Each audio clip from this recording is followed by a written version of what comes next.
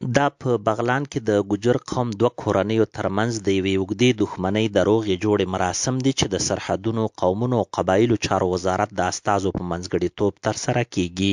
دغې اوږدې دښمنۍ چې 40 کاله یې دوام کړی و، تېره ورځ د ځایي حکومتي مسؤلینو او د سرحدونو، قومونو او قبایلو چارو وزارت استازو په منځګړیتوب یې ترمنځ روغه شوې. د هر نوع دوستي لاس به وړاندې کوو، د هر قسمه فکر و سوچ و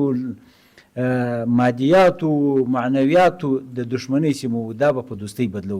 دا سر له دې هم نن مجلس وکوي تر څو الله رب العزت په ورځ د آخرت باندې دغه کسانان چې د هر قسمه معافي یې کړي او اتحاد او وحدت یې راوستلی، دا الله رب العزت د ټولو خلایقو پر سر باندې و جنت ته وغواړي. څنګه پیچلې موضوع وه، څنګه سخته دښمني وه، نن د دغه علماء کرامو د اسلامي امارت مشرانو او د دغه زموږ د قومي مخورو او د دې زموږ علماو او استادانو په برکت نن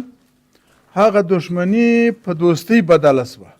بلخوا د ګوجر قوم مشران د دغو دواړو کورنیو په استازولۍ په دغه روغه کې د بغلان ولایت له ځایي حکومتي مسؤلینو او د قومونو او قبایلو چارو وزارت استازو د هڅو ستاینه کوي او وایي د مابین کې 3 مړي شوي او ډېر مشکلاتو د قومي مشران سپینګیري بارها کوشش کړی خو دې باندې نه توانېدلی چې دا موضوع حل و فصل کړي. خو الحمدلله امارت اسلامي چې یو زړهسواندې حکومت دی او کېدای شي دا تاریخ کې به اولینی حکومت وي چې حکومت اراکین راځي او ملت باندې ګرځي او د ملت فیصله د خپل په مصرف کوي، نو دا ډېر لوی امتیاز دی او دا تاریخ کې لیکل غواړي. دا په یو زرینو کرښو باندې باید ولیکل شي. واقعا د امارت اسلامي نه د زړه له کومې تشکر کوو چې داسې یو غریب او مظلوم قوم چې په غرونو کې، په اطرافونو کې او په ډېر لرو سیمو کې اوسېږي، دومره غریبان او مظلومان دي چې د دغه مسلې د راټولولو دپاره او د دغه مسلې د حل دپاره د دوی دغه توانۍ نه وه حد اقل چې دا جرګه راټوله کړي.